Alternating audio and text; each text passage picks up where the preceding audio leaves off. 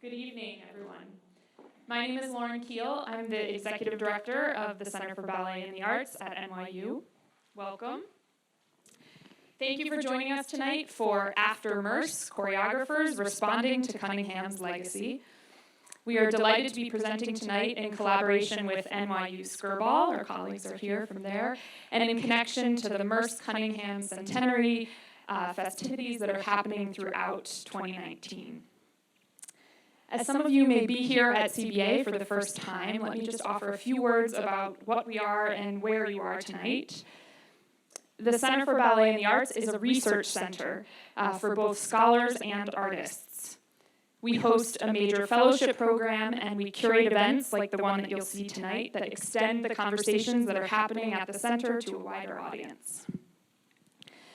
CBA is made possible by founding and ongoing support from the Andrew W. Mellon Foundation and by New York University.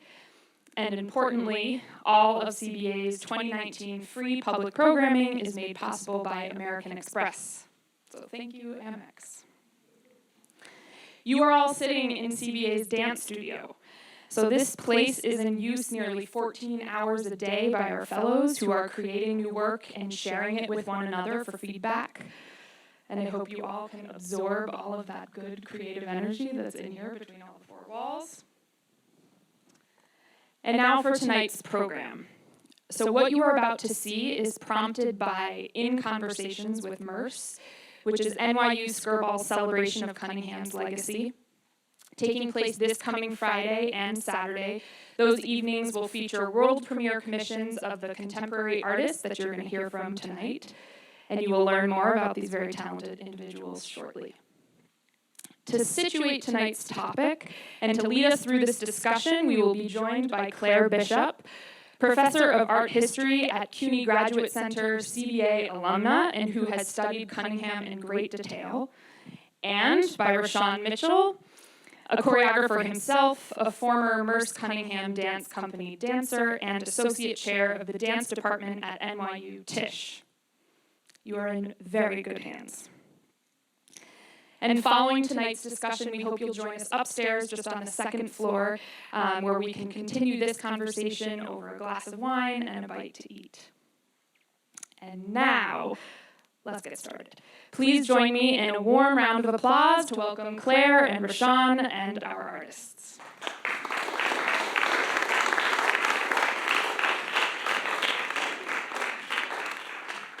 Thank you. I think the artists should introduce themselves too. I was going to ask you to introduce the Yes, this is Moriah Evans, this is Mina Nishimura, and Netta Yerushalmy.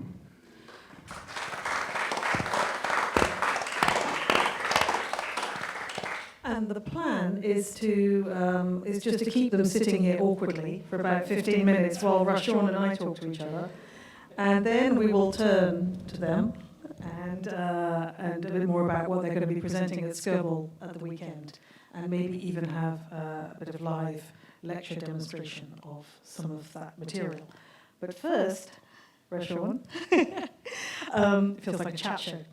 So, Rashaun, you were a Cunningham Company member from 2004 to 2012. I want to start by asking you about your experience before and after that time. So what led you to Cunningham in the first place?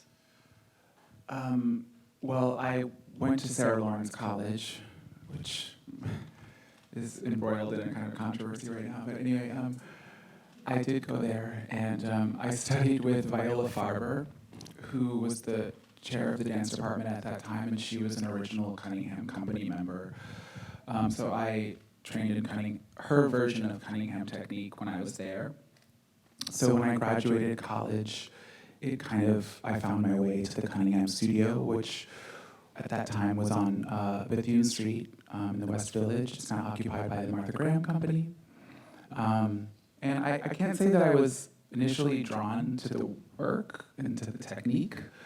I was, a young black kid from the South who liked to go clubbing, and the language was foreign to me, and I struggled with that for a little while when I was in college. So what was the appeal of of going there and sticking it as long as you did? They had a scholarship program. And when I left college, there was this sort of abyss, like no training, no money, working as a freelancer, trying to make ends meet, and it became clear to me that I wanted to continue training, and that if I needed, I didn't have the means to do that, so I went to the studio and I auditioned, and I got a scholarship, and took 8 classes a week there for a long time. Is that a lot? It sounds a lot to me, but is that normal? It felt like a lot, yeah. It felt like a lot. I put my body through a lot to do that, and didn't really afford me time to do much else with my body. So yeah, it felt like a lot.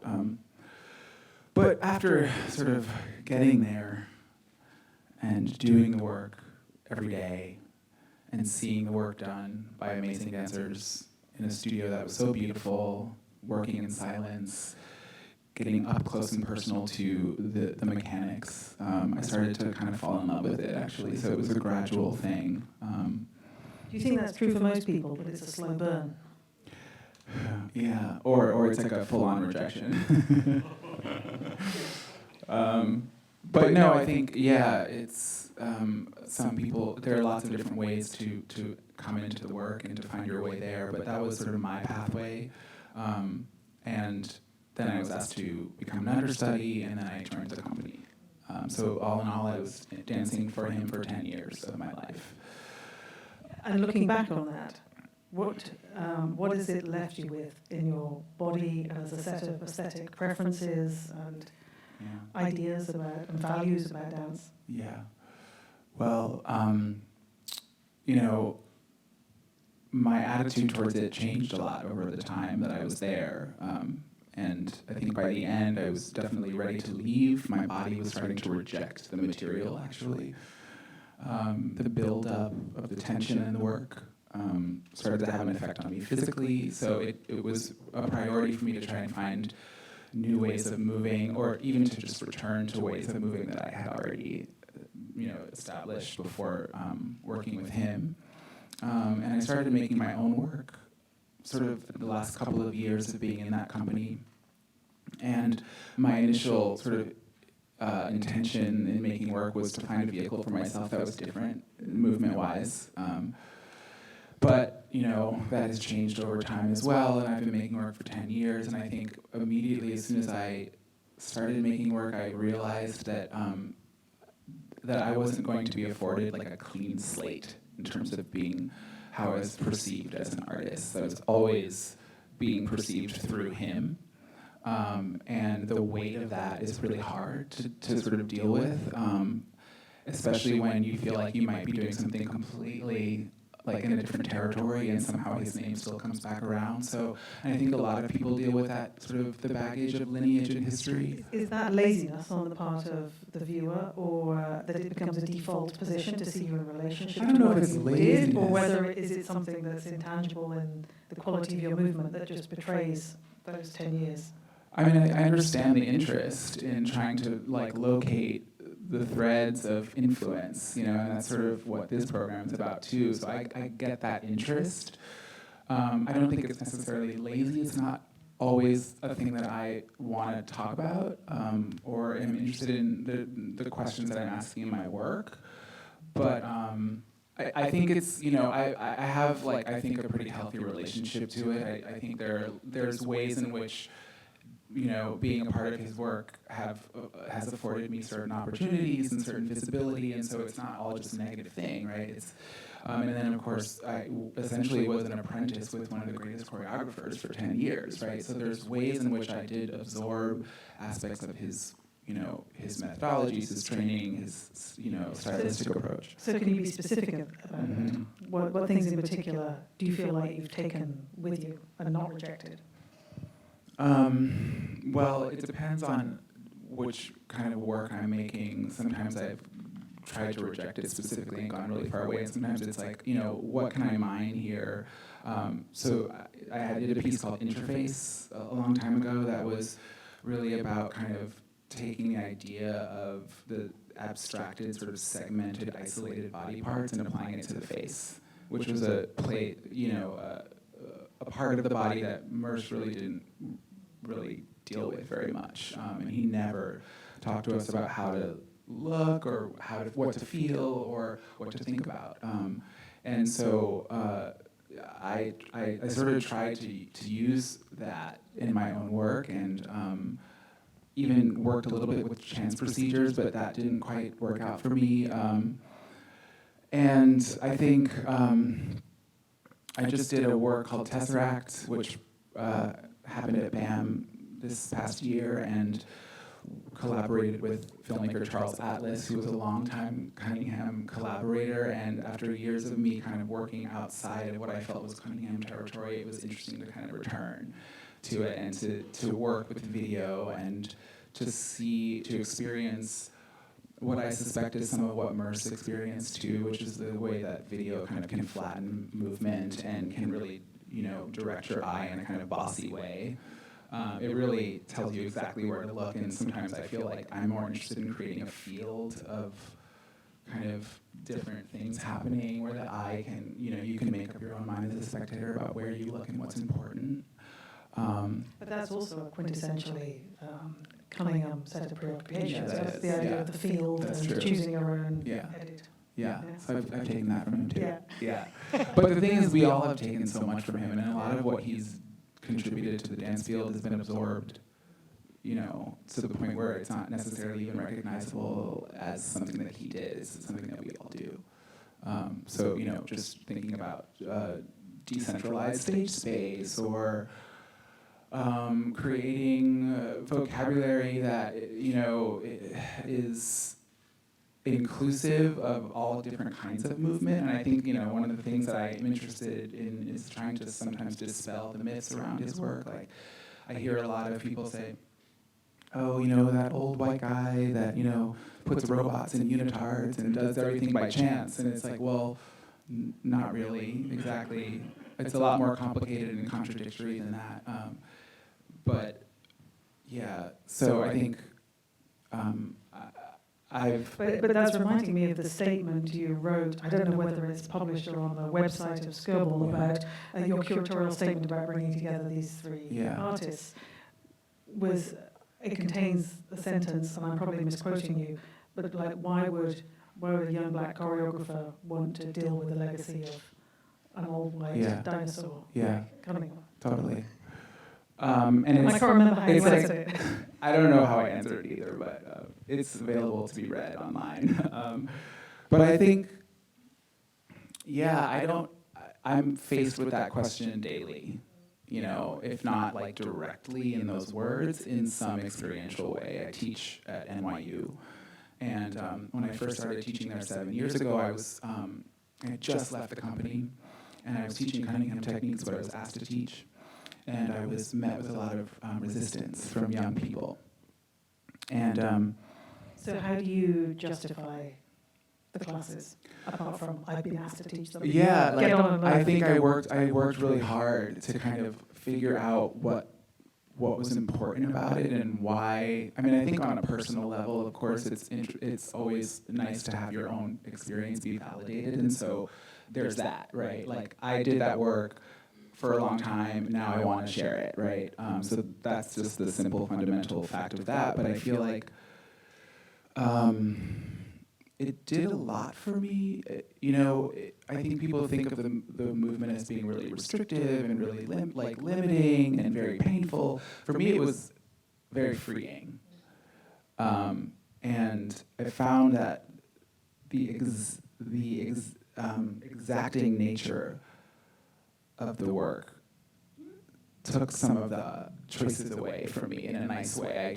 If I was making the right shape in the right space at the right time, then I was doing it. And everything else, there's so much else that goes into dancing, right, than that.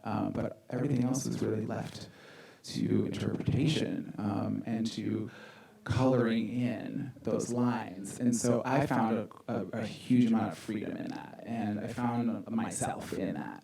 And so I wanted to, as I was beginning to teach, I felt like I wanted to try and bring that experience to people, and so I worked really hard to to try and find different ways in for people and to try and create access into the work and to try and, to make the work a little bit more accessible. And I developed these ways of like tricking people into doing it, basically. I'm very curious as a pedagogic question. How do you do that? What kind of things would you use to get people interested?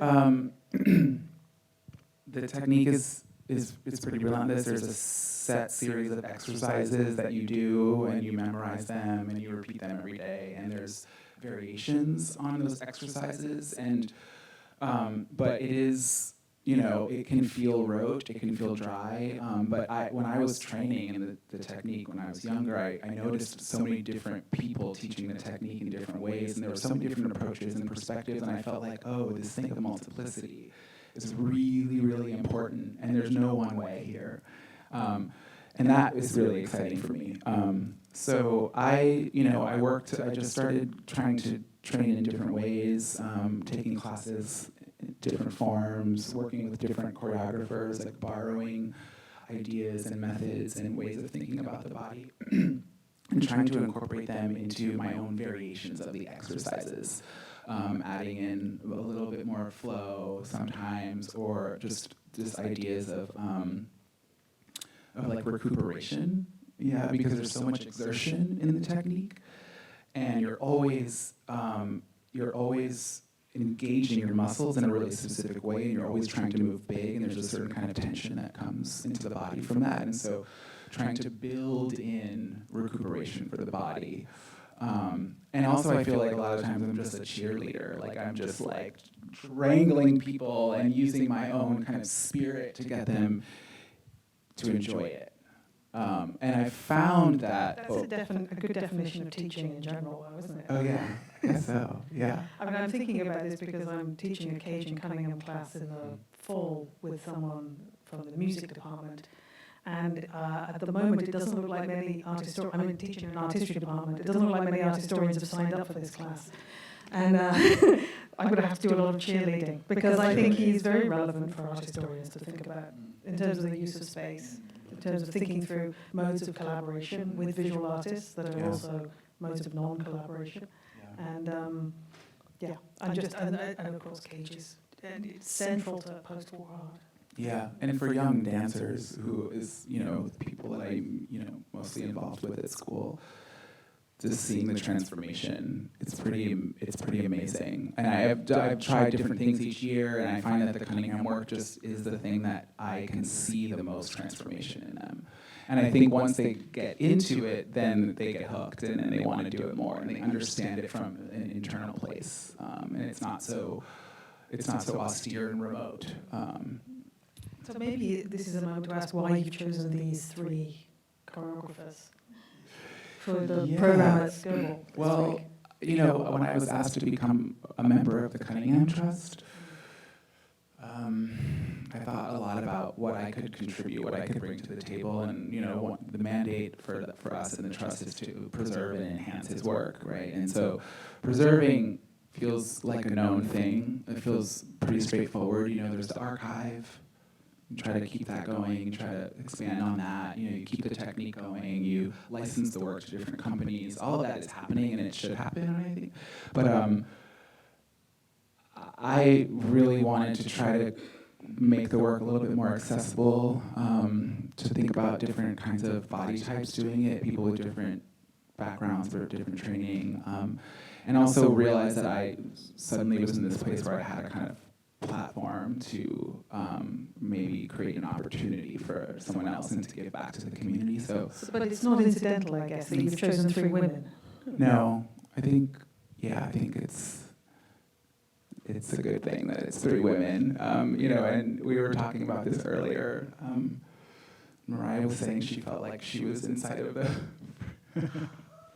framework of the patriarchy, and so, making, space for female voices is, of course, important and necessary. But I think, I've known these artists for a long time. I trust them.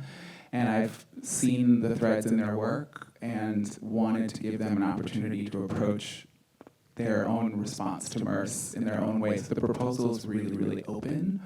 And I said, maybe this is an opportunity for you to actually just continue doing what you're already doing, but through the lens of Merce Cunningham somehow, or to use this as an opportunity to do something you wouldn't normally do, right? Like a detour for yourself. So should we turn to them? Yeah. Netta, I think we're turning to you first. So, for the last few years, those of you who don't know Netta Yerushalmy's work, she's been engaged in a pretty epic research project into basically the history of modern dance in America, with a 5-part piece that lasts six parts that lasts a totality of 4 hours when it's presented, and which includes sort of an interrogation, a sampling, a deconstruction of canonical figures like Martha Graham and Alvin Ailey and Bob Fosse, and Cunningham is of course one of them. And an important part of that research is collaborating with a writer or an academic who also speaks alongside the physical performance. So to what extent does that project, the Paramodernities project, relate to what you're going to be presenting at Skirball on the weekend? Hi. Let's see. The Paramodernities sort of has 2 parallel tracks. One is sort of the embodied research, and the other is the theory, the language, the history. So, the first track is really about a sort of audacious, potentially problematic, potentially generative approach of learning iconic dances verbatim. So you could call it mimicry or stealing or all kinds of things like that. And then, but we should add, not from practitioners, but from video. From video. So there's a purposeful assumption that these being sort of our forefathers of modernism in dance, that then these techniques and these idioms live already in our bodies, and therefore I can sort of ask, in what way is Revelations in my body and not in my body at the same time? Or any of the dances that we worked in. In other words, in what way do these idioms travel in all the body, all the sort of modern dancing or contemporary dancing bodies? So let me answer your question. So what I'm doing at Skirball continues that, in that my interest in taking movement directly from the source and trying hard for a while to do it correct, as we perceive that is, how the form should be done. That's a sort of weird project. It kind of moves authorship around. So for this project, I went a little bit further, and then I invited 16 dancers plus myself to inhabit material that we took and processed in Paramodernities from different Cunningham works. And these 17 dancers, almost none of them are, many of them have never taken a Cunningham class, don't have a desire to, don't see themselves inside of this, their assumptions about the movement. And so my interest was sort of continuing that question of, like, in what way is this movement in all of our bodies and not?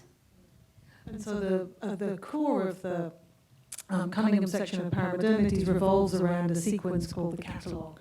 Can you explain what the catalogue is?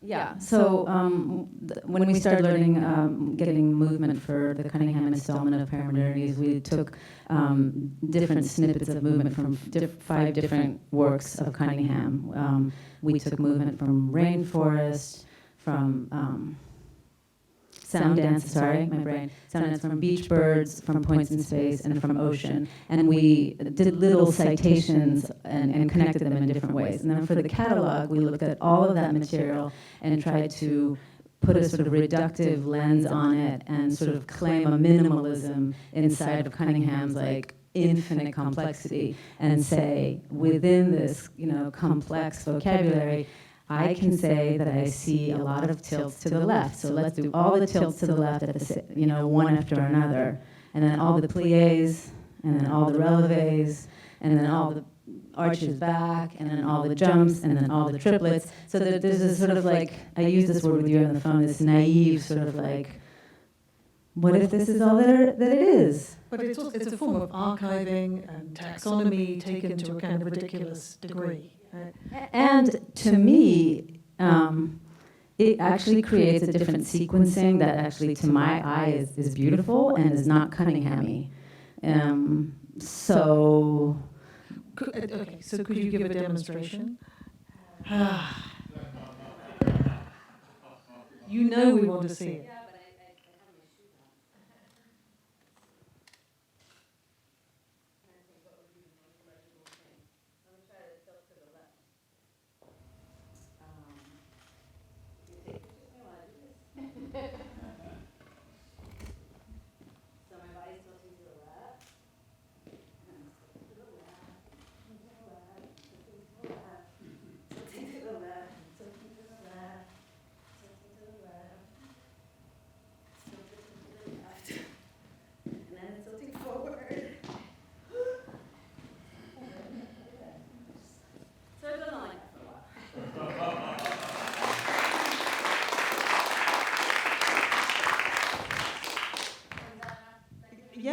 Yeah. No, I think for me that's very clear.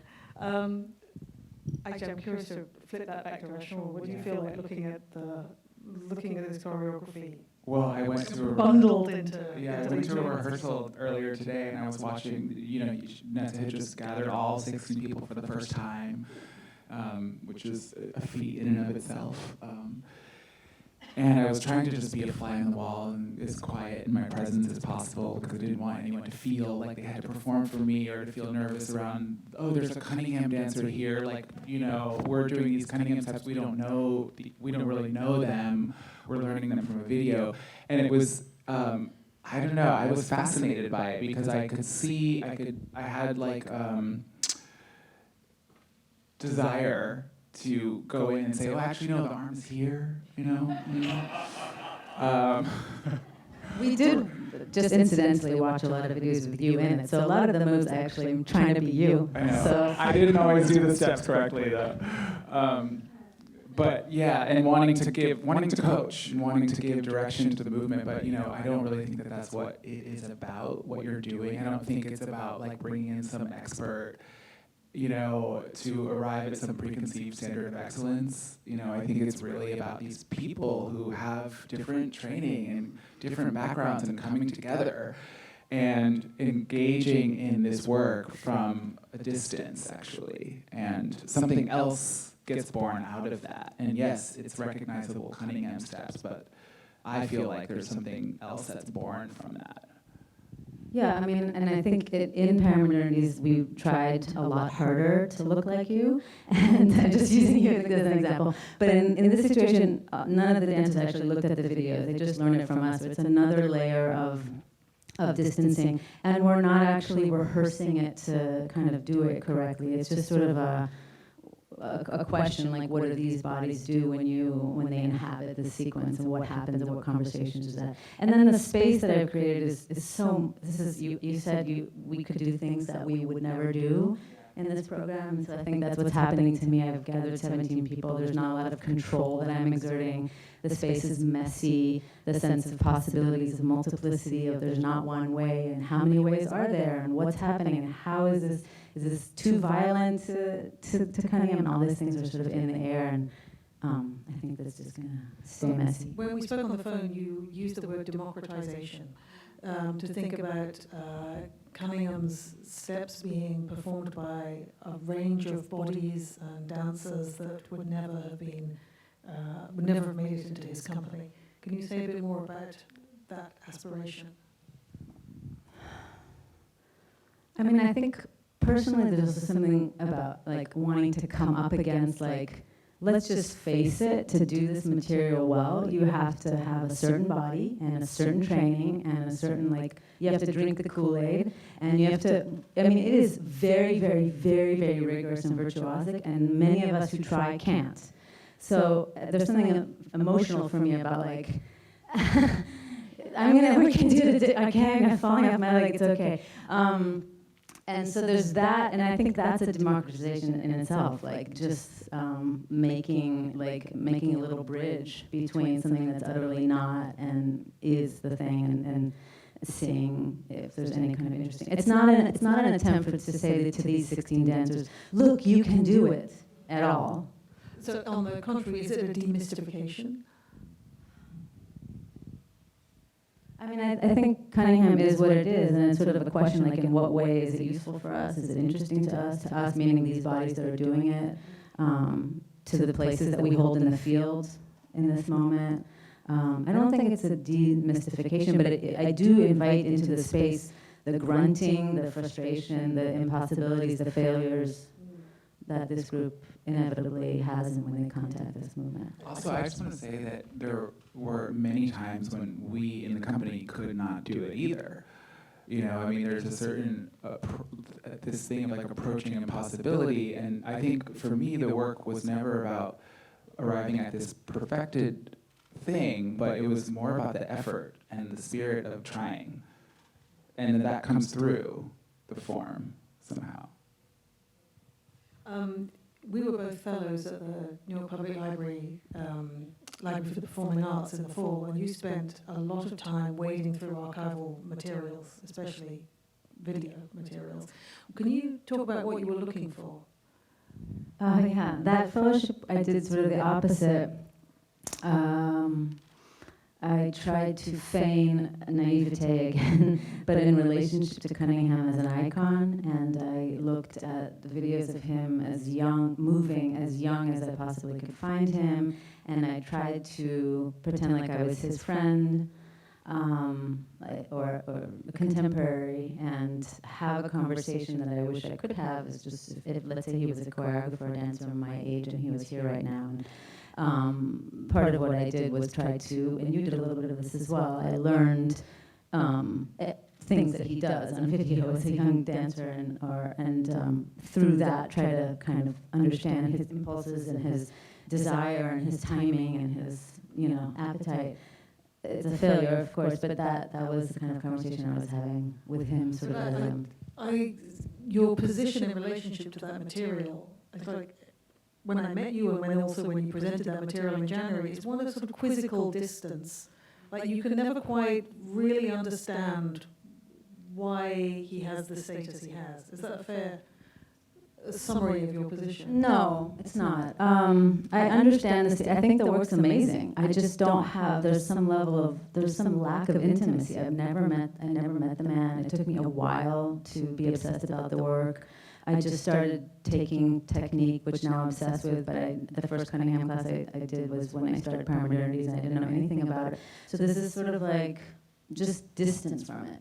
It's not I think the work's amazing, and I think it philosophically, like Rashaun says, we have absorbed so much of it, and our field has been changed, and I'm very aware of that. It's just more like I don't quite understand, I don't feel an intimacy sometimes. Maybe that sort of intimacy, proximity thing is a good segue over to Moriah. Because for the last few years you've been developing a dance practice that mobilizes what you call organ work, a way of developing movement from internal organs rather than from an external appearance of limbs, if that's a correct way of summarizing it. Maybe not. Clearly not, but it's something, But there's like an intimacy and almost, it's quite difficult to watch the kind of the movement repertoire that results from working from the interior, from the intimate, letting that lead the way rather than the foil to that, which Cunningham becomes, which is exteriority and distance as a mode of working. Right. So, Moriah, could you tell us more about this line of inquiry? Because you chose, at Skirball, you're going to be setting these two modes against each other in juxtaposition. It's like I don't know if I would even call it a dialogue. It's more of a montage, because these are very different ways of dancing. Yeah. But you've developed this way of working way before Rashaun invited you to come and do this work. So could you speak about this line of research that you've been developing, and then eventually we'll get to how that intersects to Merce as a foil? I thought a few things. I thought it would be interesting to read this statement You think it's too long? It's long. Okay. You can choose one, or we can use chance operations again. And someone. Well, I wrote One this to 10. thing in response to the way I've been working for the past 3 years, which for me really comes from like a feminist occupation of the body. The two works that channel this most intimately for me are figuring and configure. And like just this title, this thing's called Sentient Expulsions Configure. And yeah, so after Trump got elected, I was very, I always work with systems in my choreographic processes, but I had a desire not to imprint anything or any kind of task on how a body should be in relationship to exact positioning, or how can I take sort of concepts of decentralization that are at play in, I don't know, I would say history of dance since Cunningham, certainly within postmodern aesthetics, and in my own like interest in terms of how to use and occupy a body.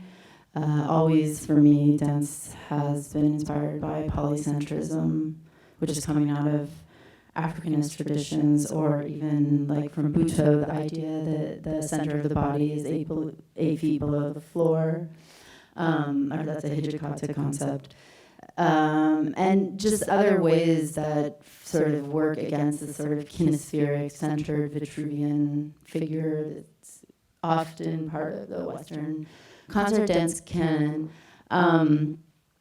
And sort of, so anyway, I was like, not interested to organize. I always organize the body, try to organize it complexly, but still coming, I think, previously my work from a external lens onto a body, and I started increasingly more to question like how can we speculate from an interior position and speculate about the body.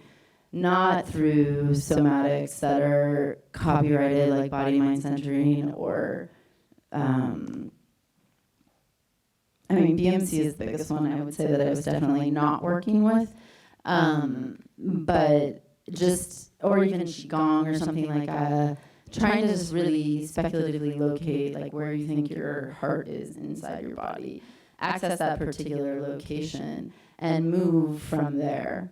But like literally try to move from there, from some invisible abyss of the interior towards the invisible abyss of the exterior. And I kind of classified things within 5 energetic modes: vibration, electrocution, rhythm, drawing, and this thing that I call displacement, which is simply like displacing the body in space. Like, but you have to move all of you from this one place. So it sort of started there, and then each of those modes has like many strategies within it. So it's kind of broken up into like primary, secondary, and qualitative strategies. And so in a sense, I was creating a taxonomy and a system of movement, like a lexicon that would be similar to how you would learn how to do ballet or Cunningham technique. And the thing builds itself, and it builds into movement. But the idea being that rather than thinking this, like, you know, how a body as a total form could assume itself, like what is the way that the body might be mobilized from an interior space, and then what to do with the rest of the body in terms of these, like, what I call framing strategies, and then there's these address strategies. Moriah, Anyway. it's demonstration time. Oh, I'm not. Yeah, because you are a very cerebral, Anyway. conceptual, taxonomic choreographer. So you're gonna objectify me? Okay, I'm really against like this bullshit in dance where you have to like the exhibitionism of the performer, and I try to critique this. And So you and can my critique work, it while I'm doing doing that. Yeah.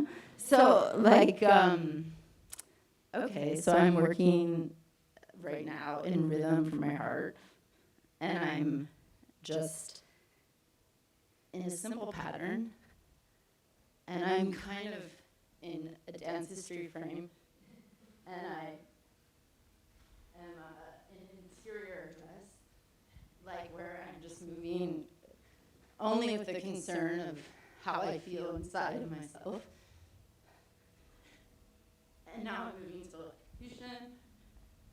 I'm addressing Netta.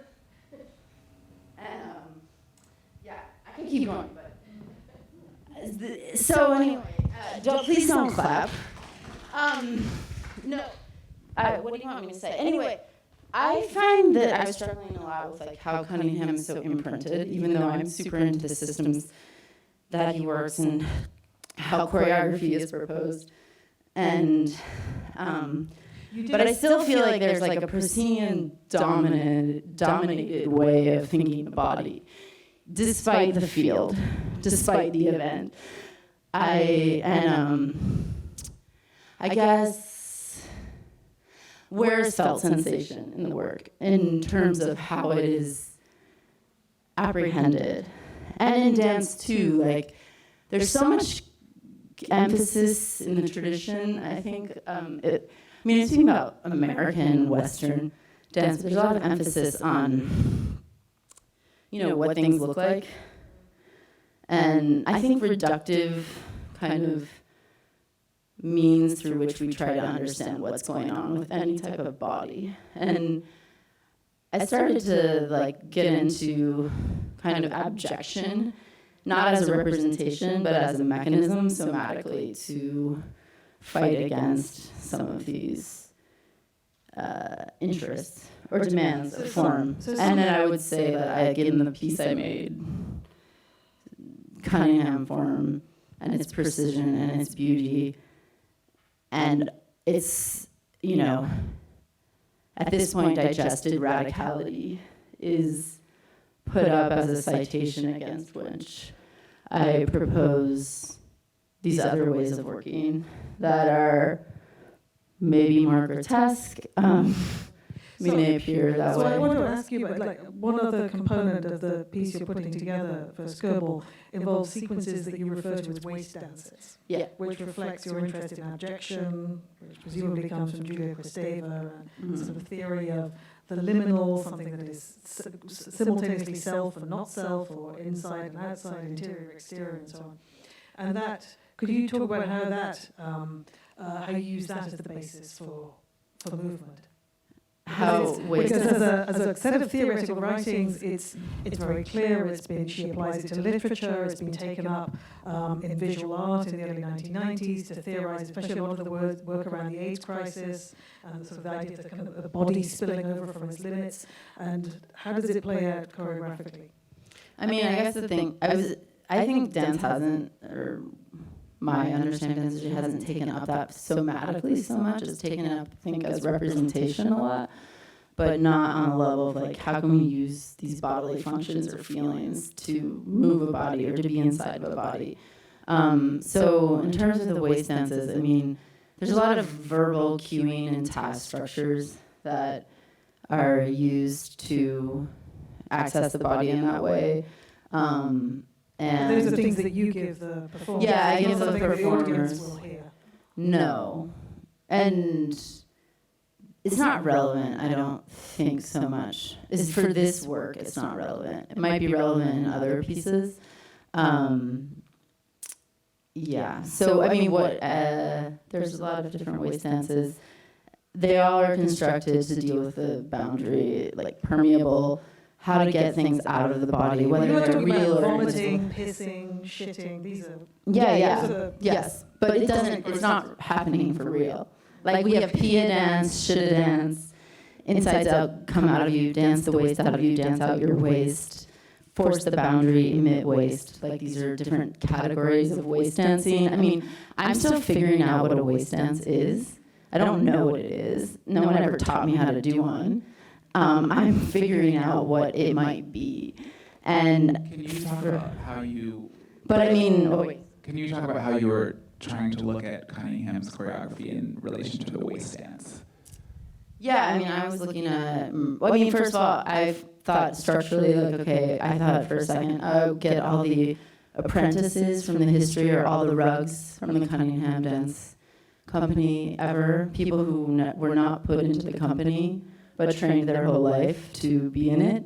and I considered them like, or not whole life, but a considerable amount of time, like, is this waste? Is this structural waste in dance and dance pedagogy and ideas around being chosen and being rejected?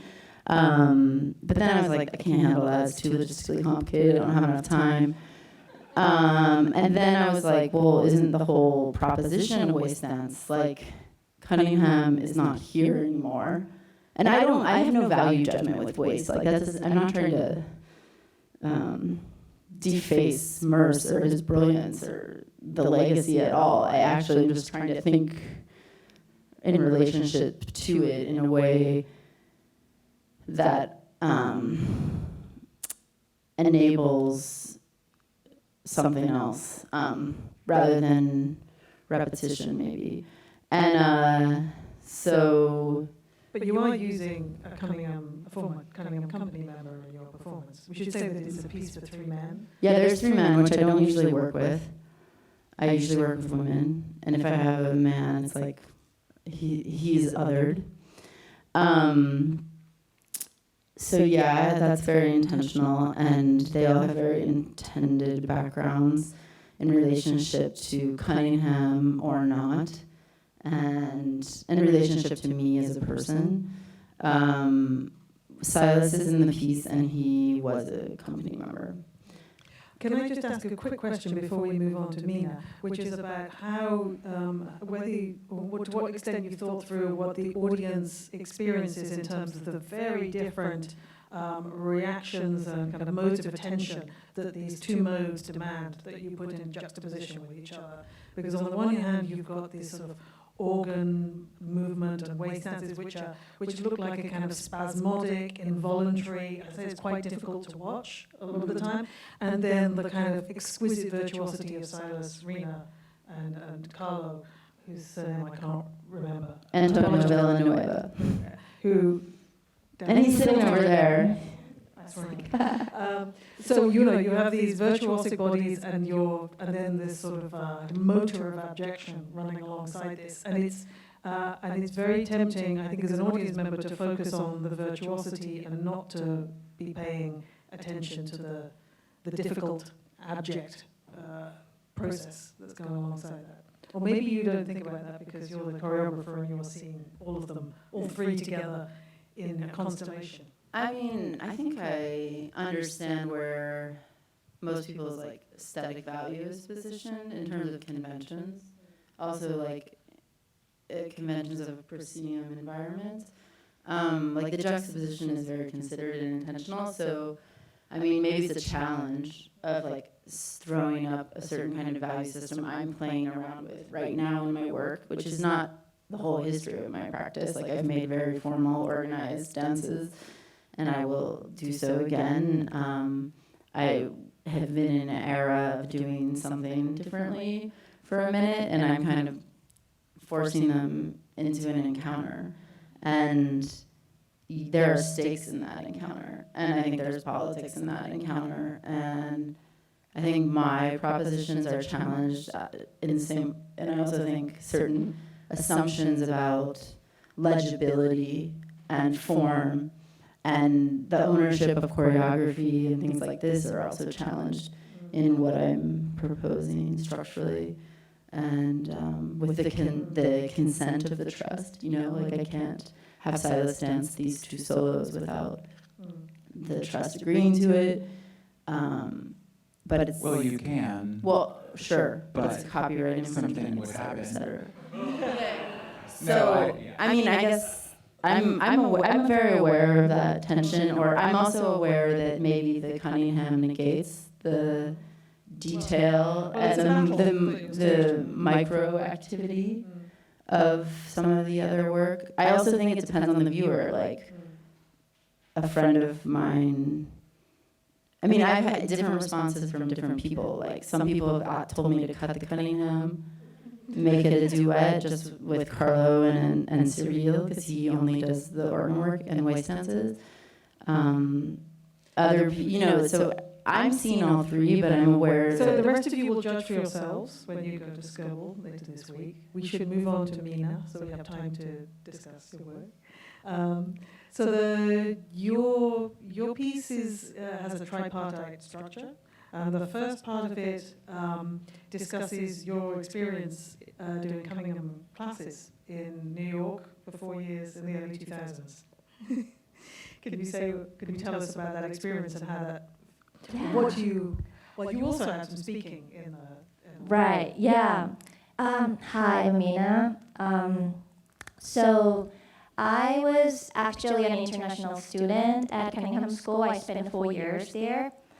And when I arrived at the school, I was so ignorant, really child. I mean, I was not child, but I was really childish, and I didn't know really much about Merce, which was a big shame, but I really didn't know much. So everything was so kind of new for me. And for example, one of my friends, there were a lot of students from France at the time. And they said, in their country, the Merce was a big star, almost like Michael Jackson. Really, she was Merce made a big revolution, and they were so excited. And it was wow, that's so cool. But then when I talked to one of the students from New York, she said, well, her college friend thinks that Cunningham is outdated and it's not so useful unless you want to get in his company. So I was oh. But I really didn't have a sense of what's trendy contemporary dance in this country. So I was my position was really neutral.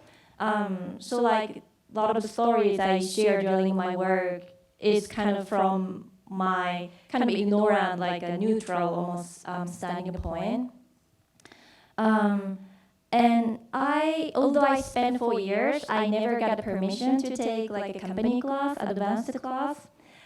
So I never had a chance to take a class from Merce directly. But because I was doing work study, I got a chance to be alone with Merce a lot because I was assigned to clean his office a lot. So every time before I went to his office, I always kind of dreamt about rich conversation with Merce. I even rehearsed a little bit how I should approach to him, list of questions. But in reality, also back then my English was really, really limited. So I was really scared to talk to him. Also, I didn't know how friendly or how politely I can talk to him. At the studio, everyone was kind of talking to Merce super friendly, hi Merce, how are you? But in my country, it's kind of wow, it's really impossible to talk to someone like Merce as a friend. So I really, in reality, really I couldn't say much except hi, hello, good afternoon.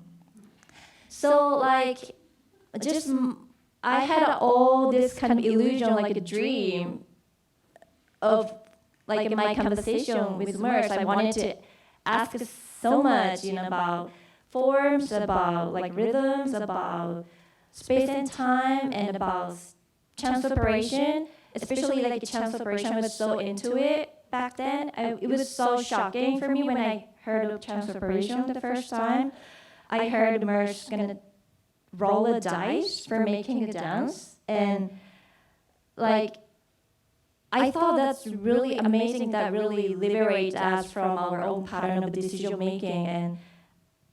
But at the same time, I really feel it's so irresponsible for rolling a dice for making a dance. I just So the title of your piece at Skirball is Hi Merce, I have a question. Did you get round to asking him a question? I did. What question? Did I say that? I don't know. Do you discuss it in the work? Well, I can say that. Or is it giving it away? Give it away. Okay. Yeah. It's So if you wanted a question, to the show. This is a really good conversation. I actually had just one conversation with Merce, and that's really the best one. So what it sounds as if your dominant experience of that period is really one of frustrated interpersonal desire rather than taking something specifically choreographic or embodied as a set of experiences? Yes, because also when I was at the Cunningham School, that was my first 4 years in this country. So for me, every experience was so like new and so big. So to me, that kind of personal impact is kind of bigger than almost like artistic impact in a way. And then when you finished that, you went on to train in Buto. Is that right? Yes, I mean, in Japan, I was already trained in Buto. I don't know if like you are familiar with Buto. It's kind of a long conversation if I have to explain what a Buto is, but it's a Japanese movement form. And if you imagine something totally opposite from ballet, maybe that could be Buto. But anyway, it's so different. It's almost opposite from Cunningham technique. And it's also inside-out process. Maybe it's a little bit similar to, the Moriah's kind of interest in process, but like instead of composing movement, you compose your internal landscape, internal mode first, and see what kind of movement emerge out of that specific internal landscape. And in order to remember the specific mode or specific way of being or specific way of behaving, you're going to use like a bunch of like images, like a language-based images. So it's live demonstration time for you as well. Oh. Because Yeah. because I think for maybe even 2/3 of the Okay. work you have, you're doing some I mean, I was Buto movements, but with speech Yes, on top. I was planning to do that, the Merce kind of improv Okay, thing, so- but maybe it's better because it's kind of crazy to do that solo here. Yes, I mean, and that's a kind of a more climactic moment of your piece. yes, right? yes, yeah. I mean, speaking of it, I also learned Merce Cunningham's improvisational solo called Just Dancing. Merce was literally just dancing for the camera, which was part of the documentary film created by Charles Atlas. Which was shot in 1999. I think Merce was 80 years old. He was not on wheelchair, but at the time, he was already disabled. He had a bad leg and he couldn't walk much and he couldn't dance without the ballet bar. Anyway, I learned that kind of exact choreography of his improvisational solo. But now, okay. Wait, what am I demonstrating? Oh, yeah. Oh, It's your choice. okay. You could do a little bit of that, or you could do show us the Buto movements and how that Right. Maybe how I you layer can. that with speech, because that's another montage. Maybe I can explain a little bit, like actual example of the process. This might be really puzzling, but I'll do it anyway. So the Buto is inside-out process, and first I usually gonna set my body into specific mode. And for example, for now, I'm gonna use basic images like, for example, sand. And you're standing on the moving sand, so your feet kind of start like moving this way, and this will put your body in like a little bit unstable, precarious mode. If you're like standing on the flat feet, then your body is very stable. But if you started moving your feet, then automatically that will put your body in a little bit precarious mode. Then I will add, for example, image of flying. Then my head will start moving, and your focus is kind of everywhere. So your body is not fixed. So this is my default mode, because this kind of unfixed body has access to any kind of landscapes. If your body was like fixed and stable, it's really hard to make any kind of transformation to your body, to me. So I really have to be in this precarious mode. And of course, you can make dance from here, like simply by using, for example, like this one fly can split into like multiple fly, and this fly can come into my body and maybe like moving inside the body. Or like your whole body is becoming now like fat fly. Or now this kind of bunch of fly is kind of like taking you somewhere. You know, you can kind of keep composing by changing the images, but the key is these images are not to be described. So that's the kind of like little bit complex, delicate part of this practice. You don't need to describe what's happening, but this image really helps you to kind of specify your behavior or your way of being. But still there is a space for body to kind of continue the exploration on life. That's yes. great. That's really helpful. I think it would be great if you could show us just like a few of the movements that you take from Merce's solo, because there's a very particular reason why you were drawn to that solo more than any of the work performed by, say, his company members. Yes. When we met last week, you said it's almost Buto. Oh yes. I don't know if you've ever seen his solo, the improvisation solo. Like, it's so different from his choreography I've ever seen. Like, to me, like, all movements in his choreography are kind of, you know, shape-oriented, and it's really, like, about rigorous, like, technique and, like, you know, shapes. But his solo, the improvisational solo, is more about, like, a raw energy. He's, like, animal-like, creature-like, and also because his body was disabled already, what you see is more like his internal energy. Like, his internal energy was taking over his external forms. That's why I felt so connected to this solo, and I thought, oh my God, this is really like a Buto almost. And that's why I chose this material. Also, I assume that like no one else maybe in this world will learn this work as his repertoire. So, yeah. Yeah, I don't think it's considered to be part of his repertoire. Yeah, yeah. But maybe that makes it a waist dance. Oh, yeah. Yeah. You're good.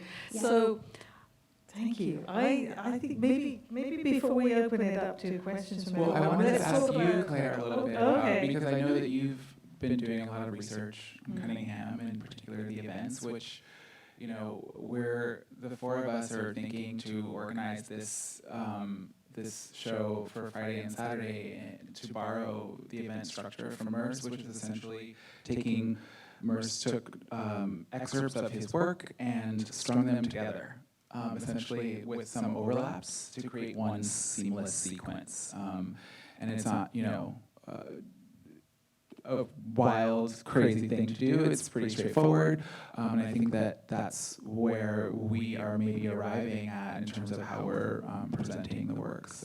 So there's going to be a flow between the three pieces? Yeah, we're still figuring it out, but I've been... And with other things as well, or just these? There's these three pieces, plus there's two dancers, Shayla V. Jenkins and Keith Sabato, who are performing actual original Cunningham choreography. And both performed recently at the... They both Night of performed 100 Souls. the Night of 100 Souls at BAM. It's also an event structure. Yes, yes. And it's been, you know, I've always seen this evening or this experiment as a kind of container for difference and for multiplicity and for juxtaposition. And all of these artists are really, really different from each other, as you can see. But there's also like interesting places where they might overlap. And it's been really heartening to see kind of how the conversations that the four of us have had, you know, just over dinner, and kind of maybe arriving at some kind of collaborative idea of how to shape this. And obviously we're inside of a container of the proscenium stage. We're at Skirball. There are specifics to that space that we have to navigate and deal with. And, you know, I think we're all used to working in more intimate settings. And so there's, the question of how to transpose some of these ways of working onto the proscenium stage. And so I think we're trying to find a way to create a sense of informality in the evening through using the event structure. But I would love to hear you maybe talk a little bit about what you've learned and what you've discovered with... I thought I would write a quick, critical history of events during my residency, or my fellowship here last year. And it soon opened up into a kind of an endless vortex of other issues that piled into this. And so I've ended up using a kind of archival research into events as a way of thinking through a handful of things. On the one hand, a way of dismantling certain myths about Merce's work, one of which being chance, and the idea that I think is still prevalent among some of his former dancers that he composed the events through chance. And I think that by going back and looking at the event structures, these are the pieces of paper on which he works out the order of excerpts in any given evening, which will add up to roughly 90 minutes. You can see that these are not chance by any stretch of the imagination. There are very standard ways in which they open. They tend to be the introductory movements of pieces, and likewise the last sections of every event tend to be the closing parts of existing works of repertory, and the things in between all tend to follow a very, I should say, conventional dramatic logic of wide frame, narrow frame, lots of people on stage, not many people on stage, and each of which is punctuated. I'd say from the mid-70s onwards, this format is very clearly in place by Merce's own solos, which come at crucial, dramatic moments in the events, and which you do, marshal attention, even though the critical reception of events in the first 15 years or so is one of, oh my God, there's so much sameness, there's no interval, how can we keep watching this stuff for 90 minutes, my butt aches, this is unendurable.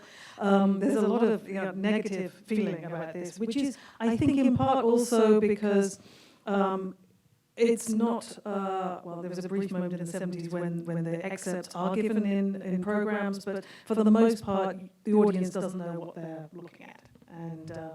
And so it does, although, what did you just say about event structures? It's something very easy to do. You said something very carefree or something. I don't know. I just... Anyway, where was I going with this line of thought? I'm having a blank. From the... Well, I think it's logistical. It's like a It's logistical deeply concern. mathematical, I think, and it's also kind of algorithmic, taking excerpts, because you can only draw on excerpts that your current company members can perform. Yeah? So it's not like roll the dice and, we'll have a section of this or that piece if there's nobody in the company who can perform them. Now, I had an important point, but now I've completely lost it. The other thing I'm using the events to discuss is this idea of the field, and kind of a decentralization of stage space, which I connect looking at the archive through a lot of Merce Cunningham's lectures and lecture demonstrations in the 60s. You notice these like a series of repeated analogies and metaphors and references. And one is to sport, and the other one is to outer space. But the recurrent one that really struck me was television, over and over again, TV.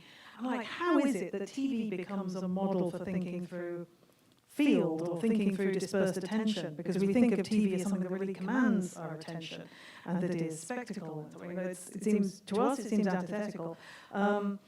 But when kind of like digging around, reading the kind of people he's also reading at the time, which are people like McLuhan, you see where this idea of field comes from, that it actually denotes a more dispersed form of attention, which is really basically about channel switching. Yeah? So deciding who to look at on stage is basically analogous to changing channels and building your own edit as a viewer.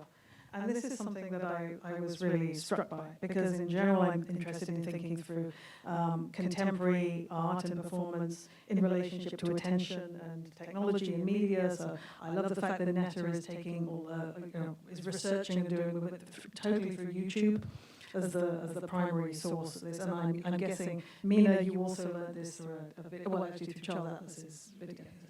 So that's a couple of things that I dig out of the events, and then they also become a way of opening up onto larger issues about, pragmatic issues about how do you run a company.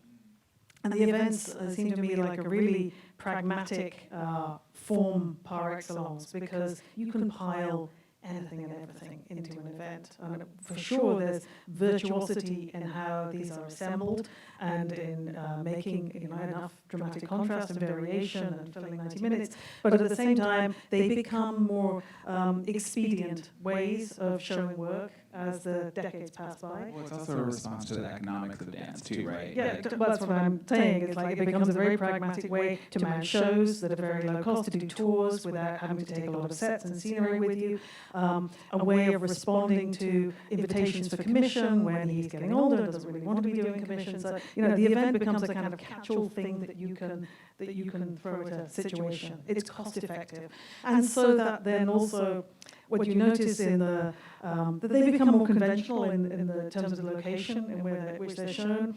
Events in the 70s are, basketball courts, gymnasia, outdoors in public squares, all these wonderful photographs that you find of events in the 70s. This totally stops by the 80s because, and this opens up to the other kind of history that emerges through this, is the history of the company's relationship to AGMA, to the American Guild of Musical Artists, and the introduction of clauses in the dancers' contracts that specify that they need to be on sprung floors. And so this is when you start to see in the moment in the late 70s when the events are no longer taking place in amphitheatres and in public squares.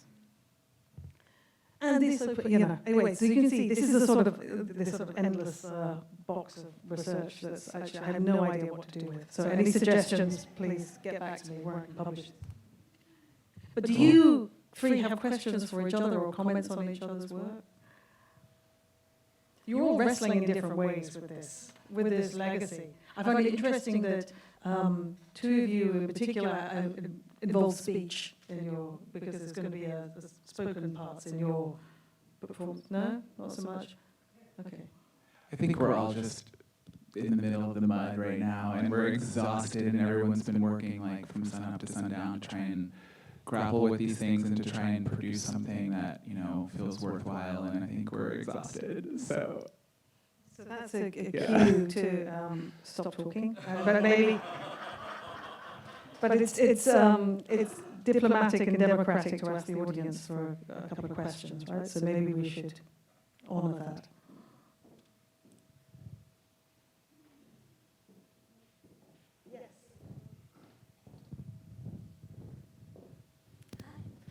Thank you so much for giving your perspectives. Something that I'm really curious about is it seems like everyone sort of has their own personal feeling to Merce Cunningham's work and how we perceive his choreography. Like, I know we mentioned distance, all these sorts of things, but I'm actually sort of curious if we think, or if you guys think that other modern dance forms or other dance forms are less or more intensive than Cunningham, and how much of it is a sort of reputation. Because, we talk about, the reputation of, Merce, it could be restrictive, and of course it is very hard on the body, but, I would say, probably as professional dancers and choreographers, ballet is really tough on the body, Martha Graham is really tough on the body, so I'm just sort of wondering, the difference there, if it's really a reputation because, now, we're dancing Merce Cunningham choreography, that it becomes, that extra hurdle, or just... Netta, you're probably in the best position to answer this, right? Having done all the Graham and Ailey work as well.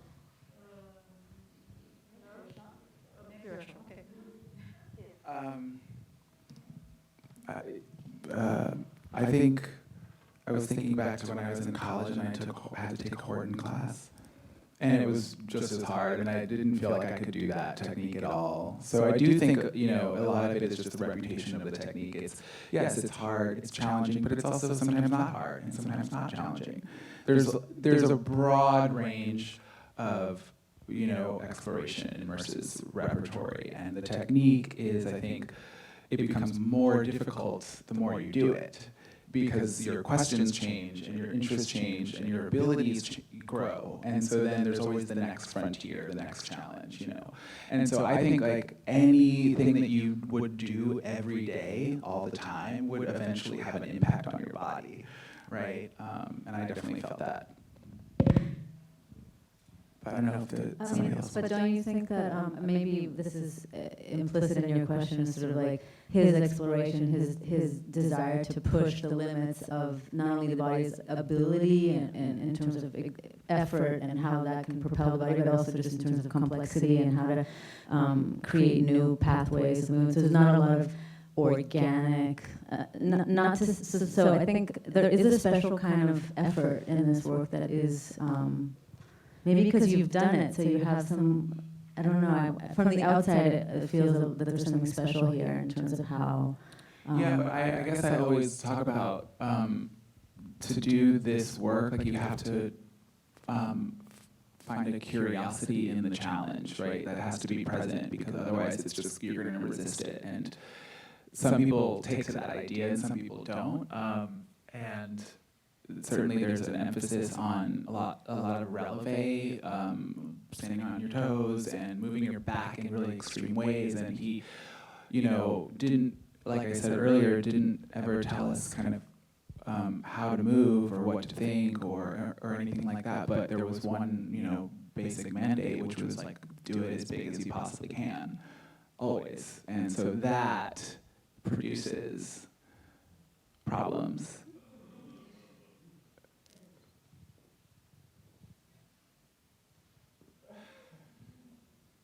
There are other people in this room that could attest to that too, actually, so I'm looking around. Thanks, this has been a really great discussion. I was wondering, how prevalent is it to see the teaching of the technique now in the wake of the closure of the company and the school? I mean, I have the impression it's not as prevalent as it was, and I wonder if that could impact the legacy so that it would be understood more in the future, either intellectually or through the archive, but not physically in the way it can still be understood now, while we have so many people still who trained and danced and did the technique. Yeah, I was surprised at the enthusiasm for his work after he died and how it has continued, actually. It's I didn't really expect that. And his technique is taught in many major universities now. And there is a studio, there is a Cunningham class every day that's taught at City Center. And so if you're interested and you want to go train and try it out, you can take class. It's open to everyone. And it's an interesting question, like what happens in the future? I don't know. I do think that conversation is something that is emerging for the trust to consider after the centennial celebration. I think we're going to be focusing on thinking about how the technique can move forward, who, you know, these sort of difficult questions about like who gets anointed to teach the technique, who is chosen to perform the technique. These kinds of things are, you know, everyone has different opinions about them, and so I think we'll see. But I do think that there is an interest in bringing a lot of people together to have this conversation and to try and define the limits, if that is even possible, of what the technique is. I know that Merce expected that other people might be able to improve or advance some of his ideas physically. And I don't know what enhancing really looks like in that capacity, or what the limits are, but I think we have to try something and to figure out what those limits are, yeah.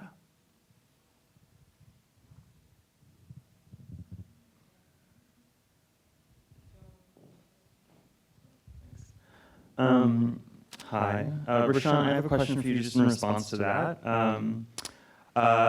In dance, I think that there's a folklore, which is probably partly myth and partly not, that Cunningham wanted the company to end after he passed because he didn't want the work to become separated from his hand as an author, for it to to take on its own life that's like separate from his intentions. And then when I hear you talk about him imagining that other people can improve or advance or expand the work, that sounds like a kind of contradiction to me. And so is the former a certain kind of mythology, or how do these things work Yeah, out? I was just referring to the technique only. Okay. And that's like a direct quote that was said to one of his dancers and was relayed to me. So that felt like a sort of galvanizing idea, that was sort of endorsed by him ostensibly. But what was the rest of your question? Oh, and in terms of his reasoning for ending the company, I actually have no idea. I'm not privy to that knowledge. It was a decision that was made when I was in the company, and we were told that that's what was happening. And I never spoke to Merce about it directly. So I wouldn't want to speculate on the why of it. I would imagine that it's a multifaceted decision that has a lot to do with a lot of things.